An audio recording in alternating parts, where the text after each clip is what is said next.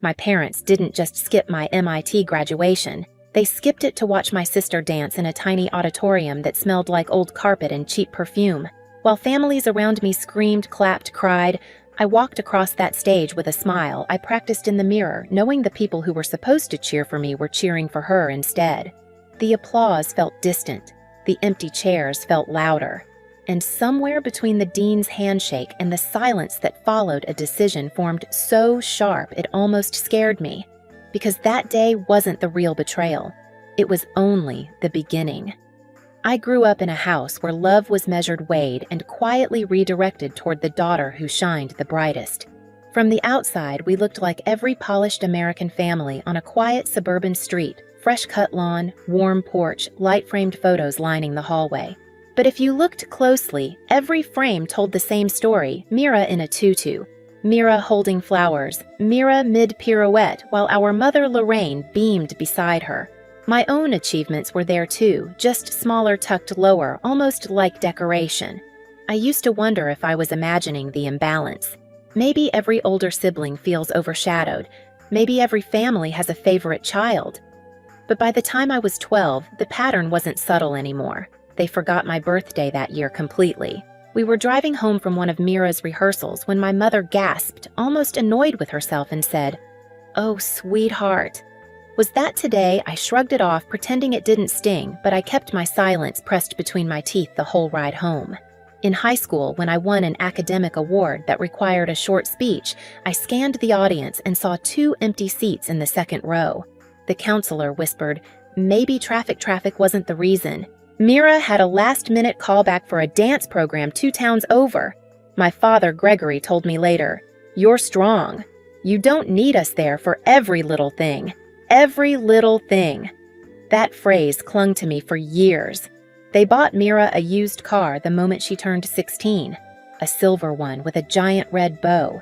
I remember watching her peel out of the driveway while I stood at the bus stop in the cold, clutching my backpack straps. I told myself it didn't matter. I told myself I was building independence, resilience, a thicker skin. I didn't realize then that I was also building distance. Still, a part of me kept reaching. I tried to make myself easier to love, quiet, helpful, never demanding attention. I cooked dinner when Mom was busy, tutored Mira for her math exams, brought home straight A's like offerings no one asked for. But nothing I did shifted the spotlight. It wasn't malicious, I think, just habitual. They were used to seeing Mira as the one who needed protecting and me as the one who would be fine. I learned early that being the strong one is just another way of being unseen. But the strange thing is, I didn't hate them.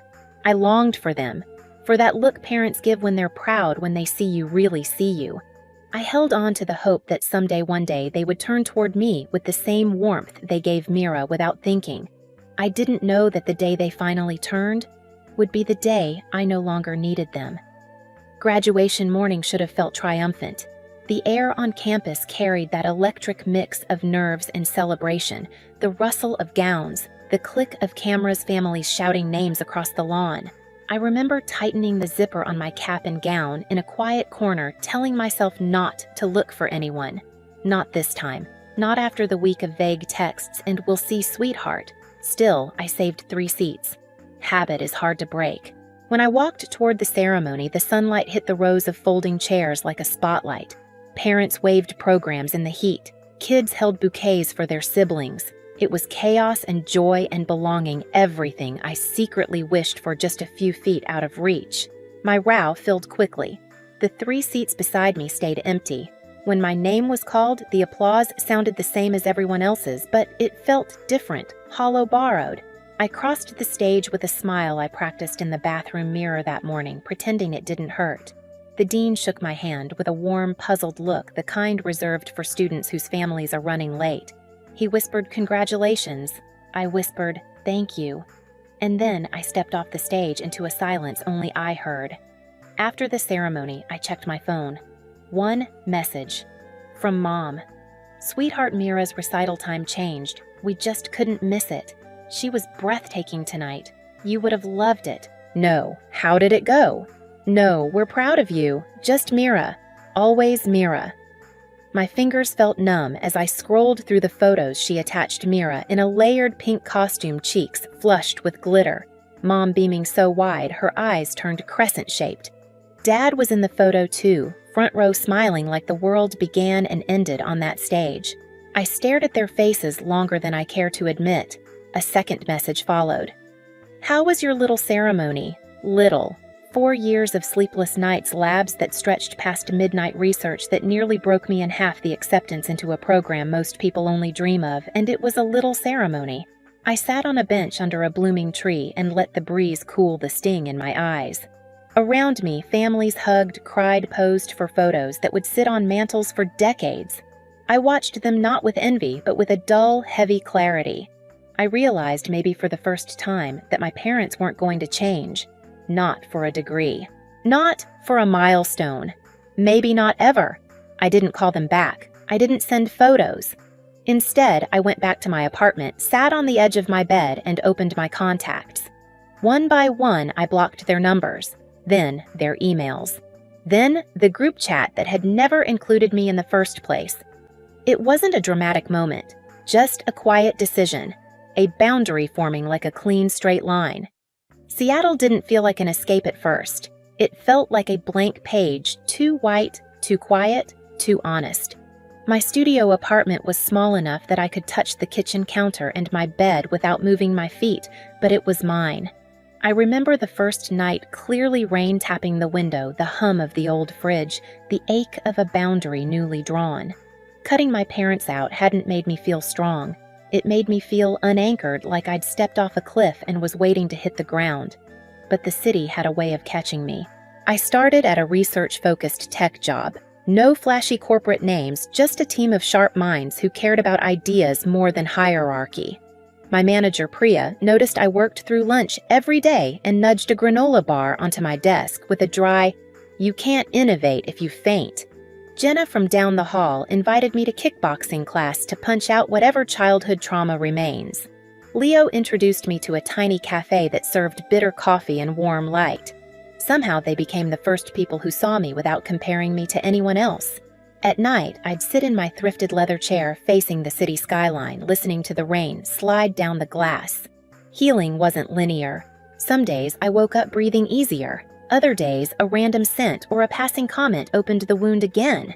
Therapy helped me understand a truth I'd long avoided. Being the strong one didn't make me unbreakable. It just meant I'd been breaking quietly for years. Slowly, I rebuilt myself. I learned to take up space in meetings. I learned to trust that people meant it when they said they were proud. I learned I didn't have to shrink for anyone to shine. By year 2, I led small teams. By year 3, I filed patents. By year 4, the Seattle skyline no longer felt unfamiliar, it felt earned, and by year 5, I almost forgot what their absence felt like. Then the wedding invitation arrived. A white envelope, heavy cardstock, my name written in looping ink. Daniel, my cousin, one of the few family members who never treated me like a background character, was getting married. He wrote a short note at the bottom. "It would mean a lot if you came." I held the card for a long time. 5 years is a strange amount of time.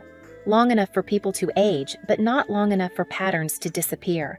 Long enough for wounds to scar, but not long enough for memory to fade. Part of me wanted to ignore it, but another part, a stronger, steadier part, felt ready. Not to reconnect, not to forgive, but to stand in the same room with the people who once made me feel invisible, and see if I still felt small. When I finally RSVP'd, yes, a thought settled in quietly. I wasn't going back to be their daughter. I was going back to witness who I'd become without them. The wedding venue sat on a hill overlooking the water, glowing under the kind of summer sunlight that makes everything look softer than it really is. White columns framed the entrance, roses lined the pathways, and guests drifted across the lawn like pieces on a slow-moving stage. I pulled into the gravel lot in a rented hybrid, cut the engine, and took a breath that tasted like nerves wrapped in calm. I wasn't here to make a statement, but walking in, I realized my presence alone already was one. Inside, the air hummed with chatter, clinking glasses and strings from a small live band. I spotted Daniel across the room, sharp suit, easy grin, the same cousin who used to share his fries with me at family gatherings because he could tell I was always left out. When he saw me, his entire face lit up. "You came?" he said, pulling me into a hug that felt real. "Of course I did," I murmured. He squeezed my shoulder. I'm proud of you, Ev. Really? Funny how such simple words can hit harder than any wound. I drifted toward my assigned table, taking the long way around the room. Lace tablecloths, polished silverware, soft candlelight flickering in glass holders, it was all designed for beauty. But beauty can't soften the moment your past catches up with you. I saw them before they saw me. Lorraine stood by the back window, adjusting Mira's hair, even though it didn't need adjusting. Mira wore a pale lavender dress, soft curls pinned back with tiny pearls. Gregory hovered beside them, stomach slightly fuller, posture slightly smaller. 5 years had settled into their faces in ways I didn't expect, lines that weren't there before, shadows under their eyes, an anxious drift in their gazes. I turned away before they looked up. For the next hour, I blended in. I chatted with Daniel's friends, laughed lightly, sipped my champagne, answered polite questions about my work. I didn't hide, but I didn't seek them out either. I existed calm, grounded, complete. For the first time, being in the same building as my parents didn't make my chest tighten. But eventually the moment came. A presence shifted behind me, a familiar pause in the air, a breath I recognized even after all this time. Evelyn. My mother's voice, soft, shaky, almost disbelief. I turned slowly. She pressed a hand to her chest as if steadying herself. My God, it really is you. Hi, Mom. Her eyes glimmered, not quite tears, not quite joy, just shock. We didn't know you'd be here. I RSVP'd to Daniel, I said simply. Gregory stepped forward, his voice rougher than I remembered. You look different. It's been 5 years, I replied. Mira hovered behind them, twisting the strap of her clutch. She looked older too, less wide-eyed, more aware. But her presence still carried that familiar carefulness, like she was waiting to gauge everyone's emotional temperature before picking a side. My mother tried to smile. We reached out, you know. We emailed. We called. You never, I know. The corner of her mouth tightened. Do you understand how much you hurt us? I stared at her for a long moment. There it was, the narrative they built to avoid the truth. How much I hurt you, I repeated softly. My father nodded stiffly. We're your parents. You can't just vanish because of a silly grudge. A silly grudge. The words sliced through the room with a quiet, brutal precision. I didn't raise my voice. I didn't let my expression crack. I just stood straighter. You skipped my MIT graduation. My mother blinked. We explained. Mira had her recital. You've skipped a lot of things. I continued, keeping my tone even. My 7th birthday, my academic speech, my award ceremony, my acceptance dinner, college applications, the car you bought Mira the moment she turned 16 while I waited in the cold for the bus. Each sentence thudded between us like a stone dropped into still water. Mira flinched. Gregory shifted. Lorraine's face paled. I never asked for that car, Mira whispered. I didn't, I know. My voice softened just for her. This isn't about you. My mother took a step forward. We thought you were strong. You always were. Mira needed more attention. That's the story you told yourselves, I replied. But I was a child too. A child who needed parents. A hush settled around us. Nearby conversations dimmed. A few guests glanced over, but I didn't care. This wasn't a spectacle. This was a reckoning. Lorraine swallowed hard. What do you want from us? Nothing. The word landed with finality. I stopped wanting anything 5 years ago, I added. Gregory's voice cracked. We lost you over a mistake. No, I said. You lost me slowly. Every small dismissal. Every forgotten moment. Every time you chose someone else without even noticing. I didn't say it with anger. I said it like a fact etched into stone. For the first time, my parents truly looked at me, not at the daughter they expected, not at the placeholder in their family narrative, but at the woman who had built a life without them. I saw the realization flicker across their faces, the recognition of what they had missed, what they had thrown away, what they no longer had the privilege to reach for. Mira wiped her eyes. Ev, I'm sorry. I'm not here for apologies, I said gently. I'm here for Daniel. My mother's voice trembled. Will we ever fix this? I shook my head. Some things aren't meant to be fixed. They're meant to be understood. Silence. Heavy. Undeniable. I stepped back, giving them space they never gave me, and in that moment, watching their expressions break open, watching the weight of 5 years rush into the gap between us, I realized the thing the thumbnail had always hinted at. They finally faced what they'd lost. Not a daughter, not a trophy, but a whole life they never bothered to see. The morning after the wedding, my phone buzzed with a number I didn't recognize. I almost let it ring out, but something curiosity, maybe closure, made me answer. Gregory's voice slipped through thin and uneven, like someone trying not to break. Evelyn, please don't hang up. I didn't speak. I didn't need to. I know you changed your number, he said quietly. Samuel gave me this one. I asked him not to tell you. A long breath. I just needed to say something. Silence stretched between us, soft but weighted. I read about your work, he continued. Your patents. Your projects. You've built a whole world without us. His voice cracked. And the worst part is, you had to. I closed my eyes, letting the truth settle. We thought Mira needed more. We thought you'd be fine. We were wrong. Another pause. Your mother cried all night. She wants to undo things we can't undo. You can't fix 22 years in one call, I said calmly. I know, he whispered. But will we hear from you again?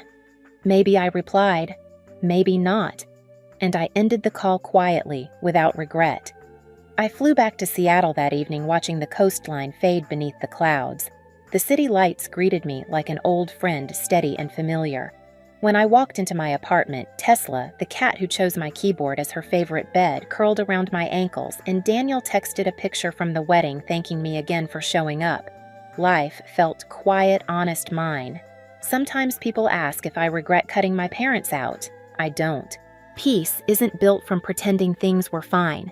Peace is built from boundaries, from choosing yourself even when it hurts. I didn't win by confronting them. I won years earlier when I decided their absence would no longer define me. If you've ever carried a weight like that, if you've ever chosen distance to save yourself, tell me in the comments. And if this story stayed with you, share it and subscribe so you don't miss the next one.